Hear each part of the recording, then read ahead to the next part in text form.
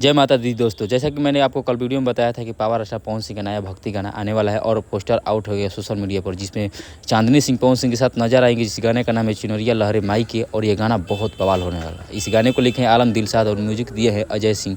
ज़बरदस्त गाना होगा। अगर पंडाल पे ये गाना बजेगा भाई धूम मचा देगा। पावर स्टार पवन सिंह के इस गाने के सामने सभी लोग का गाना फीका लगेगा, और ये गाना पवन सिंह ऑफिशियल से आएगा, जो कि आपका प्यार जरूर मिलेगा इस गाने को, क्योंकि पूरा भोजपुरिया दर्शक UP Bihar Jharkhand power star Pawan Singh का ये गाने का बेसब्री से इंतजार कर रहा था। पोस्टर आउट होते हैं सोशल मीडिया पर सारे क्रिएटर इस गाने के बारे में बोलने लगे। अभी गाना कल 9:30 बजे आ जाएगा। आप लोग सुनिएगा, शेयर खूब कीजिएगा।